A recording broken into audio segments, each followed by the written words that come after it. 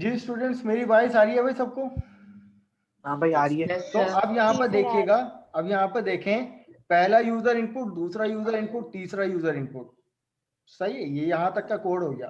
Condition को अब देखिएगा, कंडीशन हमने क्या दिया, दो इफ के ब्लॉक बनाए और एक एल्स का बनाया है। एल्स इफ अगर मैं इसको कर देता तो हमें क्या फायदा होता, जो अभी यहाँ पे फायदा नहीं हो रहा। अब देखिए, मैं शुरू से एक बात बताता आ रहा हूँ कि कंडीशनल स्टेटमेंट ओवरऑल दो ब्लॉक पे काम करती है। कौन कौन से? एक इफ और एक एल्स पे। सही है। अब यहाँ पर हमारे पास कंडीशन ये आ गई, यहाँ पर हमारे पास कंडीशन ये आ गई कि भाई हमारे पास जो है वो दो कंडीशन आ गई कि भाई मैथ, फिजिक्स और केमिस्ट्री का सम अगर 180 को क्रॉस करता है तो ये हमारे पास ये वाली स्टेटमेंट आ जाए कि भाई ये एडमिशन के लिए एलिजिबल है। लेकिन इन केस अगर ये वाला क्राइटेरिया मिसमैच करता है या एक नंबर से भी रह जाता है तो उसके पास केमिस्ट्री डिपार्टमेंट का एक ऑप्शन है कि भाई अगर मैथ और केमिस्ट्री के मार्क्स अगर सम करके 140 बन रहे हैं तो ये क्या हो जाए कि भाई एलिजिबल फॉर केमिस्ट्री डिपार्टमेंट।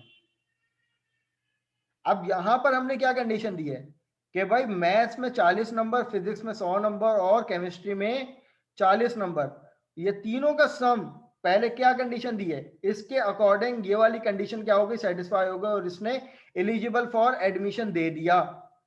फिर कंपाइलर को जब ये वाली कंडीशन सेटिस्फाई मिल गई तो वो क्या होगा कि भाई वो इस कंडीशन को पे भी इसने चेक किया। कंडीशन क्या है, ये दोनों। अब ये दोनों मैथ और केमिस्ट्री के मार्क्स सम करेंगे तो 140 आने चाहिए, लेकिन यहां पर 40 कितने आ रहे हैं, लेस देन 140। तो इसने क्या किया, इस ब्लॉक को इग्नोर मार दिया और एल्स को चला दिया। क्यों? क्योंकि इसने एल्स इसका दूसरा पार्ट कंसीडर किया, इसका एल्स मौजूद नहीं है तो इसने हमारे पूरे प्रोग्राम को खराब कर दिया। अब अगर मैं कुछ नहीं करता, यहां पर सिर्फ इसको एल्स इफ कर दूं तो अब इससे मुझे इन्हीं वैल्यू पे रिजल्ट क्या मिलेगा वो चेक कर लीजिए। मैं यहाँ पे 40 देता हूँ, यहाँ पे 100 देता हूँ, यहाँ पे दोबारा 40 देता हूँ। तो अब यहाँ पे देखें कि इसने मुझे बिल्कुल एक सेंसिबल रिजल्ट दिया। क्या पहले क्राइटेरिया को इसने देखा कि भाई तीनों का समीशन क्या 180 बन रहे हैं, हाँ भाई बिल्कुल 180 बन रहे हैं, तो इसने पहले ही ब्लॉक को क्या कर दिया, चला दिया। और दूसरे ब्लॉक को देखने की इसने जहमत ही नहीं करी। वो इस ब्लॉक पे तब आता जब ये वाला ब्लॉक क्या होता, अनसेटिस्फाई होता। अब मैंने एल्स इफ के बारे में आप लोगों को ये बताया था कि एल्स इफ बनाने के लिए एक इफ का होना जरूरी है, ये शर्त थी। और जब इफ के बाद एल्स इफ लगा देते हैं तो वो कंडीशनल स्टेटमेंट का एक ब्लॉक बनता है और एल्स जो हो गया वो दूसरा ब्लॉक हो गया। तो अब अगर मैं यहां पर इस क्राइटेरिया को दोबारा से चेंज करता हूं कि फॉर एग्जांपल मैंने कुछ मार्क्स ऐसे दे दिए कि 39 प्लस 100 प्लस 40, तो अब ये टोटल नंबर कितने बन रहे हैं, टोटल नंबर क्या बन रहे हैं मेरे पास, ये बन रहे हैं। लेकिन अब यहां पर कहानी क्या आ रही है कि एल्स इफ पहली कंडीशन क्या है, पहली कंडीशन क्या हो गई मेरे पास, ये फॉल्स हो गई। तो इसने मुझे यहां पर क्या दिया, एलिजिबल फॉर एडमिशन, ये वाला ब्लॉक इसने नेग्लेक्ट कर दिया। अब कंडीशन दूसरी क्या थी कि भाई मैथ और केमिस्ट्री के मार्क्स अगर 140 या 140 के ग्रेटर होंगे तो ये वाला ब्लॉक चल जाए। लेकिन ये वाली कंडीशन भी क्या हो गई, 39 और 40 क्या हो गई मेरे पास, ये फेल हो गई। तो इसने डायरेक्ट क्या किया, एल्स को चलाया। क्या मैं ऐसी कंडीशन दूं, क्या मैं ऐसी कंडीशन दूं कि मेरा ये वाला ब्लॉक चले? मैं ये वाली कंडीशन दे सकता हूं कि भाई खुदा ना मेरे पास यहाँ पर 70 नंबर इसमें आ गए, फिजिक्स में आ गए मेरे पास 0 नंबर, या चलो मैंने यहाँ पर इसको दे दिए 20 नंबर और मैंने यहाँ पर दे दिए 70 नंबर। तो अब क्या ये वाला क्राइटेरिया इस वाली कंडीशन को मैच करेगा या नहीं? सवाल पूछ रहा हूँ आप लोगों से, क्या ये वाला क्राइटेरिया इस कंडीशन को मैच करेगा? एल्स इफ चलेगा। तो अब यहाँ पर देखें कि आप इस क्राइटेरिया के लिए एलिजिबल नहीं हो, बट इसने ऑप्शनली दूसरा क्राइटेरिया पे आपको ट्रू कर दिया कि आप एलिजिबल हो केमिस्ट्री डिपार्टमेंट के लिए। क्योंकि आपके मैथ और केमिस्ट्री के मार्क्स 140 या 140 से ग्रेटर होंगे, तो 70 क्या है 140, तो ये वाला क्राइटेरिया इसने मैच कर लिया। तो अब ये एल्स का ब्लॉक नहीं चलेगा, क्यों? क्योंकि अब ये दो मिलकर एक ब्लॉक बन रहा है और ये एक अलग ब्लॉक बन रहा है। अब ये वाली बात से किसको समझ में नहीं आया ये प्रोग्राम? गर्ल्स अब क्लियर है? आ गया सर समझ। यस सर क्लियर है। देख लो भाई, कोई एतराज की बात नहीं है, अगर नहीं समझ में आया तो बता दो, दोबारा समझ लेंगे। यस सर क्लियर है सर आ गया। चलो ग्रेट। अब फाइनली हमारे पास मैनुअल के अकॉर्डिंग क्या बचता है कि भाई ये फ्लो डायग्राम अगर अब आप लोगों से कहा जाए कि कोई कंडीशनल टाइप का प्रोग्राम दिया जाए, तो अब आपके फ्लो चार्ट में ये डायमंड शेप भी आएगी। क्यों? डायमंड शेप क्या डिसाइड कर दिया? आइदर ट्रू और फॉल्स। ट्रू में क्या होनी चाहिए स्टेटमेंट, फॉल्स में क्या स्टेटमेंट होनी चाहिए। अगर मैं आप लोगों को प्रोग्राम दे दूं और उससे कहूं कि भाई मुझे इसका फ्लो चार्ट और इसका कोड चाहिए, तो फ्लो चार्ट बना सकते हो? बना लोगे फ्लो चार्ट?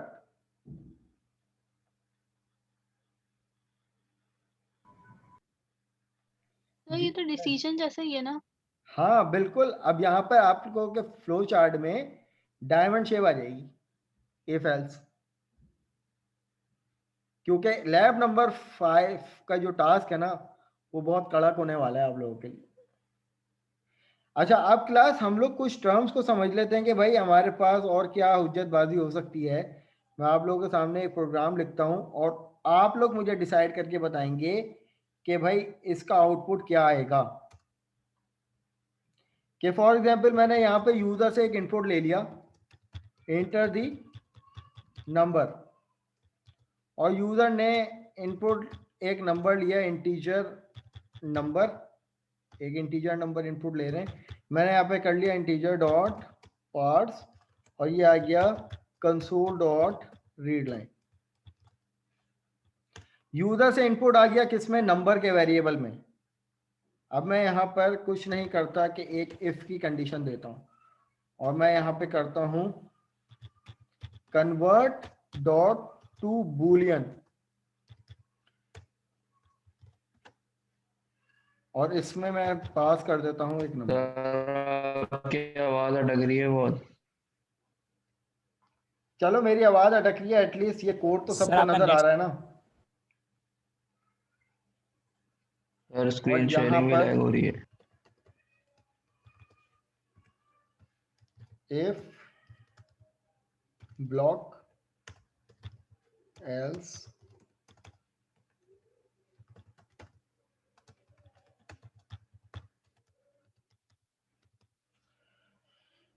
जी जनाब, ये कितनों को ये वाली बातें समझ में आ रही हैं? ये सिंपल सा कोड लिखा है, कुछ नहीं किया ऐसा हाई फाई। इसमें मैंने एक यूजर से इनपुट करवाया है नंबर के वेरिएबल में, जो भी यूजर इनपुट डालेगा वो नंबर के वेरिएबल में चले जाएगा। अब मैंने कंडीशन यहाँ पे दी है कि इफ जो भी नंबर आए उसको कन्वर्ट कर दो बूलियन में। अब ये बूलियन क्या टर्म है? कौन बताएगा ये बूलियन क्या टर्म है? डिसीजन सर ट्रू और फॉल्स बता ट्रू और फॉल्स में डिसाइड डिसीजन करेगा। मेकिंग है ना। अब ये कब डिसाइड करेगा कि भाई ये कंडीशन कब ट्रू होगी और कब फॉल्स होगी? Any idea? इंटीजर इनपुट करेंगे। इंटीजर इनपुट करेंगे। चलो मैं यहाँ पर एक वैल्यू ले लेता हूँ, यहाँ पर 1, और मैंने जैसे इंटर किया तो यहाँ पर क्या चला? इफ का ब्लॉक। ठीक है भाई। अब इसी तरीके से मैं यहाँ पर इनपुट करता हूँ -1, और अभी मुझे Else नहीं का पता चलेगा। कि इस पे क्या Else का चलेगा। तो चलेगा। यहाँ पर जब मैं इनपुट करता हूँ तो ये अभी भी क्या चला? इफ का ब्लॉक चला। सर अगर डेसिमल में अगर हम लिख देंगे वैल्यू, डेसिमल 1.2, ये तो मुझे एक्सेप्शन दे देगा। ना तो इसने इफ चलाया ना तो एल्स चलाया। अब ये एक्सेप्शन का मैसेज मुझे अभी तक इस तरीके से मिलेगा जैसे कि वो स्क्रीन नहीं आ जाती, देखो ये एक्सेप्शन आ गई। और अगर मैं यहाँ पे देखूं अभी तक एक्सेप्शन का मैसेज हमें इस तरीके से मिलता है क्या कि भाई input was not in correct format. अब मैं चाहता हूं कि भाई अब ये वाला मैसेज भी मुझे काली स्क्रीन पे मिले बाकायदा तौर पर। ये वाला काम मैं अभी बताता हूं आप लोगों को, लेकिन उससे पहले ये वाली टर्म को मैं समझाना चाह रहा हूं कि इस टर्म का क्या मतलब है। कि अब जब मैं यहाँ पर इनपुट करता हूं 0 तो यहाँ पे मुझे मिलता है एल्स ब्लॉक। बाकी कोई भी इंटीजर वैल्यू, मैं नॉन जीरो इंटीजर वैल्यू अगर मैं इनपुट करता हूं तो वो मुझे दे रहा है क्या, इफ का ब्लॉक। समझ में आ रही है चीज कि अगर यूजर इनपुट करे कोई नॉन जीरो नंबर तो ये कंडीशन क्या होगी, ट्रू होगी, और अगर यूजर इनपुट करे 0 नंबर तो ये एल्स की कंडीशन होगी, राइट। तो ये बूलियन क्या कर रहा है, जो भी यूजर इनपुट आ रहा है उसमें डिसीजन ले रहा है कि भाई क्या ये नंबर नॉन जीरो है या जीरो है। अगर नॉन जीरो मिलता है लाइक 1 2 3 या -1 2 3 तो ये क्या कंसीडर करता है कि भाई ये कंडीशन हमारे पास क्या हो गई, ट्रू हो गई, ये नॉन जीरो नंबर है। बट अगर इसको कोई नंबर मिलता है 0 तो ये कंडीशन को क्या कर देगा, फॉल्स कर देगा। ठीक है जनाब। तो अब हमारे पास मैनुअल में कुछ ये बूलियन एक्सप्रेशन भी इन्होंने दी हुई हैं कंडीशंस के साथ।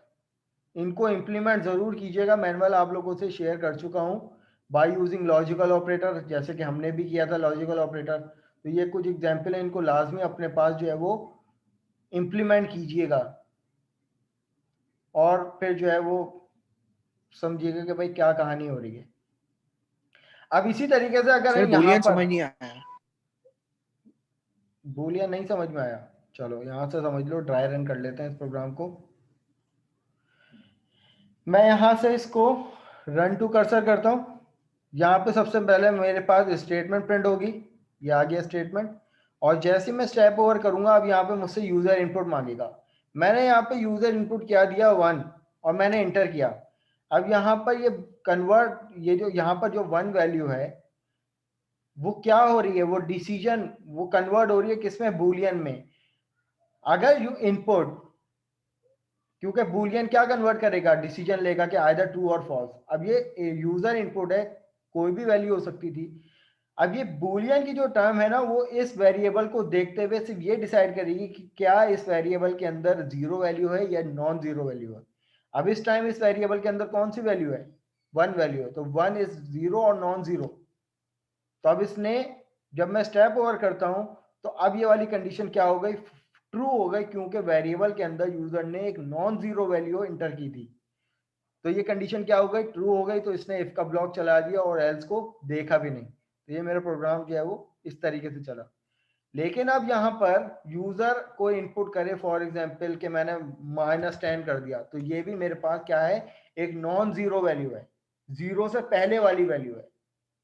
समझ में आ रही है ये बात कि 0 से पहले वाली वैल्यू है, और अगर मैं +0 कर दूं तो ये 0 से बाद वाली वैल्यू है, बट नॉन जीरो वैल्यू है। तो ये क्या करेगा, ये डिसीजन ले लेगा कि भाई आइदर यूजर ने जो इनपुट किया है कि क्या वो 0 वैल्यू है नॉन जीरो वैल्यू है। लेकिन अगर इन केस यूजर ने कोई वैल्यू एप्रोप्रिएट 0 वैल्यू के ली तो अब ये मुझे कंडीशन क्या दे देगा, फॉल्स दे देगा। तो यहाँ पे कन्वर्ट डॉट टू बूलियन के अंदर हम एक इंटीजर वैल्यू पास कर रहे हैं, तो वो ये डिसीजन ले रहा है कि भाई आइदर ये इंटीजर वैल्यू 0 है या नॉन जीरो है। एक चीज मैं आप लोगों को और बता दूं कि भाई हो सकता है सवाल अराइज हो जाए, जैसे कि मेरे जहन में सवाल अराइज हो रहा है कि अब मैंने एक वैल्यू ली है डबल टाइप की, ठीक है, और इसमें डबल ए में मैंने एक यूजर इनपुट ले लिया, फॉर एग्जांपल 20 बला बला बला, एक बड़ा सा नंबर ले लिया। अब मैं ये चाहता हूं कि मेरे पास ये जो ए की वैल्यू है ये सिर्फ मेरे पास पॉइंट के बाद सिर्फ 2 डेसिमल प्लेसेस की वैल्यू आए, और ये पूरा नंबर जो है वो पूरा राउंड ऑफ हो जाए और ये सिर्फ 2 डेसिमल प्लेसेस आए। तो हाउ इज इट पॉसिबल, मैं क्या करूं ऐसा। सर मुझे C++ का सिंटैक्स पता है कि वो %0.2 लगाते थे। तो मैं यहाँ पर या ऐसे ही कुछ ए करते थे। करता हूँ और यहाँ पर लिखता हूँ मैथ डॉट राउंड का फंक्शन, और अब ये मुझसे मांग रहा है कि भाई किसको राउंड करना है। तो मैंने कह दिया कि भाई ए के वेरिएबल को राउंड करना है, और ये दूसरा मुझसे पूछ रहा है कि कितने डेसिमल प्लेसेस पे राउंड करना है। मैंने कहा 2 पे राउंड कर दो। और यहाँ पर कंसोल डॉट राइट लाइन में जब मैं ए को प्रिंट करवाऊंगा तो अब यहाँ पे देखें हमने वैल्यू इतनी बड़ी दी है, लेकिन ये मुझे राउंड ऑफ करके सिर्फ 2 डेसिमल प्लेसेस पे मुझे वैल्यू दे देगा। सॉरी, मैंने यहाँ पर 10 पॉइंट, तो मैं यहाँ पर इसको कर दूंगा 3, क्योंकि देखें इसके पास 0 है ना, तो अब ये मेरे पास 3 डेसिमल प्लेसेस पे वैल्यू आएगी।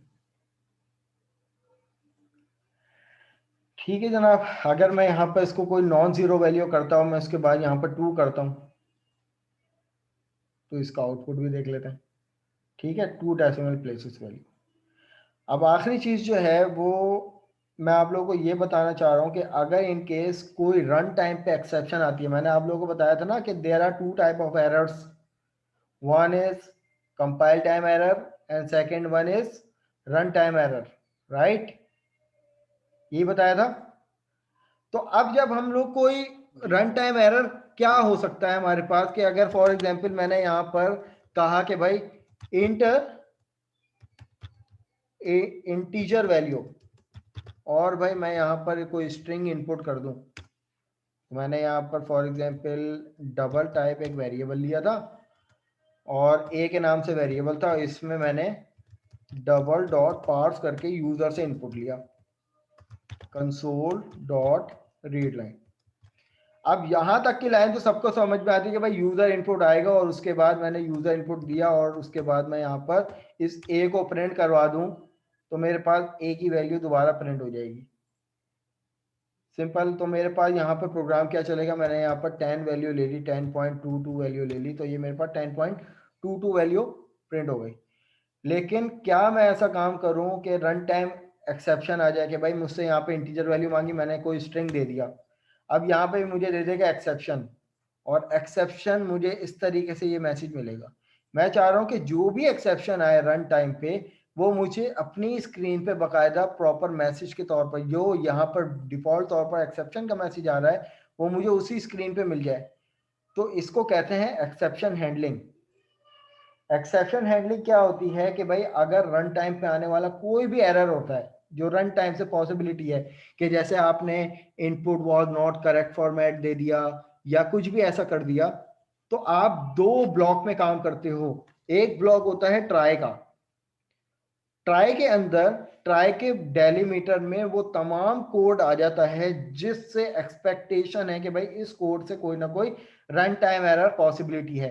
जैसे कि हमने कह दिया कि भाई यहाँ पर रन टाइम एरर क्या पॉसिबल है कि भाई हमसे यहाँ पे मांगा जा रहा है डबल टाइप वैल्यू और हम दे रहे हैं स्ट्रिंग, तो वो इस पूरे कोड से रन टाइम जनरेट होगा ना, रन टाइम एरर जनरेट होगा। हमने पूरे कोड को ट्राई के ब्लॉक में बांध दिया और उसके बाद हम यहाँ पे लिखते हैं कैच। कैच में आते हैं राउंड ब्रैकेट और इसके अंदर अब हमारी अपनी मर्जी है, इसके अंदर एक क्लास यूज होती है एक्सेप्शन की, कि जो भी रन टाइम एरर आते हैं ना उनको कहते हैं एक्सेप्शन। अब मैं ये चाहता हूं कि भाई मेरे पास मेरा अपना प्रॉपर घर का बना हुआ मैसेज जो है वो प्रिंट होना चाहिए कि रन टाइम एक्सेप्शन के लिए। तो मैं यहाँ पर अपना कोई मैसेज लिख दूं कि फॉर एग्जांपल क्या भाई, सॉरी भाई स्ट्रिंग अलाउड नहीं है, डबल वैल्यू दो, ये मैंने अपना कोई मैसेज दे दिया। अब क्या होगा, अब जब मैं अपने प्रोग्राम को चलाऊंगा और यहाँ पे मुझसे मांग रहा है कि भाई कोई इंटीजर यानी डबल टाइप की वैल्यू दो और मैं यहाँ पे दे रहा हूँ एक स्ट्रिंग, तो अब यहाँ पे एक्सेप्शन नहीं आएगी, मेरा प्रोग्राम ब्रेक नहीं होगा, लेकिन अब मैंने उस आने वाले एक्सेप्शन को हैंडल किया। हैंडल करने के लिए कौन सा ब्लॉक इस्तेमाल किया, ट्राई और कैच का। अब कुछ भी कर लो मेरा जो है वो प्रोग्राम ब्रेक नहीं होगा, इस कोड में आने वाली जितनी भी एक्सेप्शन होगी उस पे ये मैसेज आ जाएगा। अब मैं चाहता हूं कि भाई इसमें जितनी भी पॉसिबल रन टाइम एक्सेप्शन हो वो वही मैसेज आए जो डिफॉल्ट तौर पर मैसेज आता है। तो इसके लिए मुझे क्या काम करना पड़ेगा, इसके लिए मुझे इस एक्सेप्शन क्लास का एक वेरिएबल बनाना पड़ेगा, किसी भी नाम से बना लो, एक्सेप्ट के नाम से मैंने बना दिया, और सिंपल मैं क्या करूंगा एक्सेप्ट डॉट मैसेज की प्रॉपर्टी यूज करूंगा। अब इससे क्या होगा, अब यहाँ पे कोई मैंने अपना मैसेज नहीं दिया, अब जो डिफॉल्ट तौर पर एक्सेप्शन आ रही थी फॉर्मेटिंग की वो यहाँ पे प्रिंट हो जाएगी। कि जैसे मैंने यहाँ पे डबल की जगह कोई स्ट्रिंग दे दिया, तो यहाँ पर देखें जो एक्सेप्शन पे मैंने आपको दिखाई थी व्यू डिटेल करके, वो यही मैसेज था या ये कोई और था? यही मैसेज था, input was not in a correct format. ये ट्राई कैच का ब्लॉक किसको समझ में नहीं आया भाई? ये सिर्फ एक्सेप्शन को हैंडल करने के लिए कि जितना भी कोड में आने वाले एक्सेप्शन को, उस पूरे कोड को आप क्या करो, ट्राई में बांध दो। और कैच क्या करता है, उस पूरे कोड में आने वाली जितने भी रन टाइम एक्सेप्शन होगी उसको कौन, ये वाला ब्लॉक जो है वो कैच करेगा।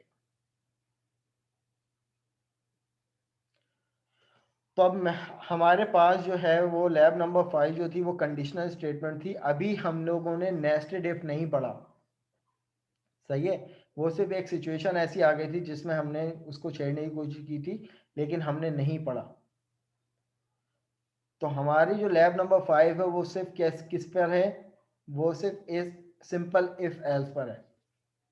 अब लैब नंबर 6 में हम लोग जाके देखेंगे भाई नेस्टेड इफ क्या है और बाकी क्या टर्म आती है उसके साथ। एक्सेप्शन वाला पार्ट भाई दोबारा समझ लो। एक्सेप्शन क्या आ सकती है कि भाई हमने यहाँ पर क्या किया था कि भाई फॉर एग्जांपल मैं इस ट्राई और कैच के ब्लॉक को अभी हटा देता हूँ। एक्सेप्शन वो होती है कि जब हमारा